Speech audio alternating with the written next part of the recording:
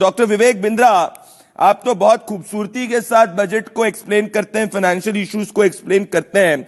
Doctor Vivek Bindra, मैं CA को सुन रहा था और अगर मैं बात करना चाहता हूं कि इन रन अप टू बजट जो अब आने वाले कुछ ही घंटों बाद पेश होने वाला है, less than 16 hours to go, इसमें एक शब्द का प्रयोग किया डॉक्टर विवेक बिंद्रा जी आज सीए ने कि हम पार्टिसिपेटिव डेवलपमेंट में और पार्टिसिपेटिव इकोनॉमिक ग्रोथ में विश्वास रखते हैं।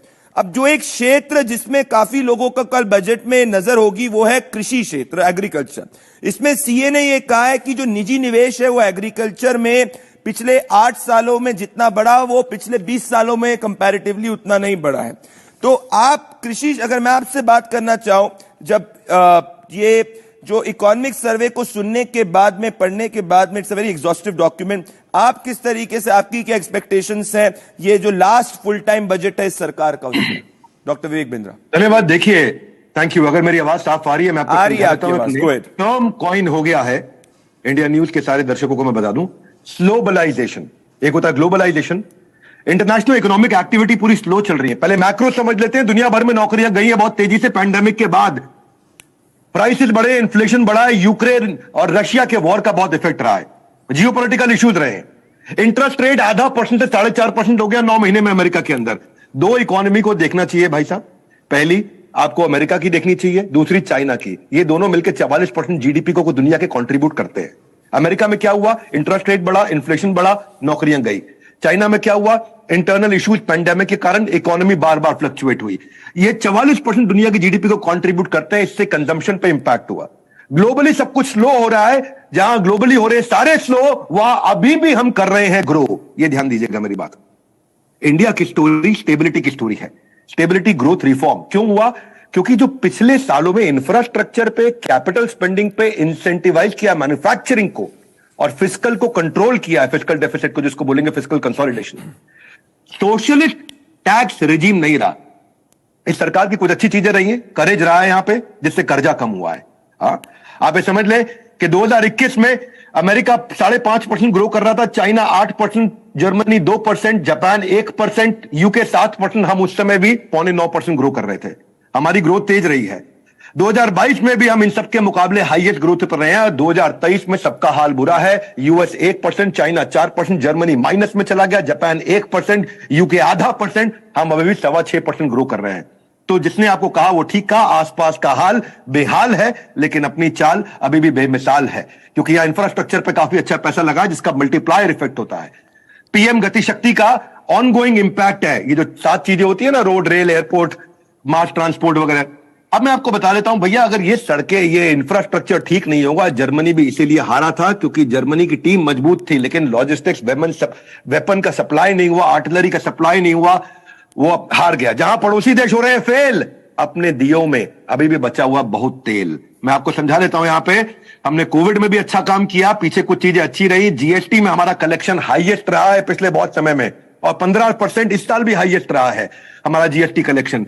जिधर देखो आजू बाजू में श्रीलंका बर्बाद हो गया, रॉक बॉटम पे चला गया, फ्यूल फूड शॉर्टेज हो गया, वहां पे इंटरनेशनल लोन बढ़ गए, प्रेसिडेंट उनका भाग गया देश से, करेंसी उनकी डिवैल्यूएट हुई है।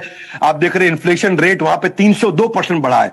अपन बांग्लादेश से भी प्रभावित नहीं हुए, वहां पे high inflation, export demand export पे चलता था, बांग्लादेश खत्म हो गया, रेमिटेंस आने बंद हो गए, यानी कि बांग्लादेश भी खराब चल रहा है। साउथ एशिया में सबसे ज्यादा जो खराब चला वो है पाकिस्तान। यूएन कहता है कि साउथ एशिया, वर्ल्ड बैंक कहता है सबसे ज्यादा खराब पाकिस्तान रहा है। तो पाकिस्तान के पास केवल 4 बिलियन का फॉरेक्स बचा है। मेरे भाई लोग, आपको बता देता हूं, ये केवल 3 हफ्ते का इंपोर्ट कर सकते हैं। पाकिस्तान बैंकरप्ट हो चुका है। 31% उनकी करेंसी भी डिवैल्यू हुई है। उनका इन्फ्लेशन 88% बढ़ा है। पेट्रोल डीजल सबसे ज्यादा महंगा है। उसके मुकाबले हम लोग का करेंसी डिवैल्यूएशन केवल 9% हुआ है। हम लोग इन्फ्लेशन रेट 4.5% रिड्यूस कर गए हैं, यानी कि और अच्छे हो गए हम लोग। हमारे फॉरेक्स रिजर्व इस समय दुनिया में 6ठे नंबर पे सबसे ज्यादा है। भारत इस समय अच्छी स्थिति पे है। मैं भी आपको कहना चाहता हूं, 1 साल में बहुत कुछ हो सकता है, हमारे देश में हुआ है। मेरा भी फैट कम हुआ है। पहले पिछले बजट पे आज के दिन मेरा वजन था 105 किलो, इस बजट पे आज के दिन मेरा वजन है 75 किलो। तो ये कहना ठीक नहीं होगा कि 1 साल में बहुत कुछ नहीं किया जा सकता है। सरकार का है बोर्ड एग्जाम, क्योंकि last full term budget plan, मैं इस पे आपको 2-3 बातें बता देता हूं। 9 राज्यों में इलेक्शन आ रहे हैं, नागालैंड, मेघालय, मिजोरम वगैरह नॉर्थ ईस्ट में, इधर राजस्थान, मध्य प्रदेश, छत्तीसगढ़, तेलंगाना, कर्नाटका।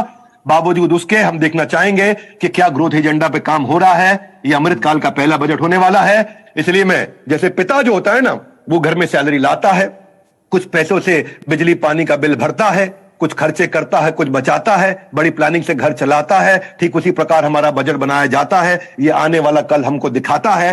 तो मैं ये कहूंगा कि आने वाले कल को हमें देखना चाहिए। मेरी नजर में एमएसएमई पे काम होना चाहिए। अगर आप मुझसे सुझाव मांगे, 13 करोड़ एमएसएमई हमारे देश में जो 45% मैन्युफैक्चरिंग आउटपुट को कंट्रीब्यूट कर रहे हैं, 30% हमारे देश के जीडीपी को कंट्रीब्यूट कर रहे हैं और 40% हमारे देश के एक्सपोर्ट को कंट्रीब्यूट कर रहे हैं वो 13 करोड़ छोटे व्यापारी। वो 95% इंडस्ट्रियल यूनिट का आउटपुट है। आज देश के 40% लोगों को नौकरी भी ये 13 करोड़ छोटे व्यापारी देते हैं। अगर इसमें कुछ काम करना चाहिए, इनकी डिलेड पेमेंट पे करना चाहिए। छोटे व्यापारी को पेमेंट टाइम से नहीं मिलती है, उसके पास वर्किंग कैपिटल नहीं है, मार्केट में जो पैसा लगा है रोटेशन साइकिल पर लग जाता है जंग, हाथ उस बेचारे का हो जाता है तंग।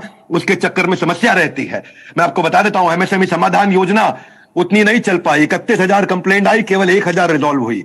7,000 करोड़ रजिस्टर हुई 2022 में, केवल 71 करोड़ रुपया रिसीव हुआ, यानी कि 1% रिजॉल्व हो पाया। पिछले साल कमजोर रहा बहुत।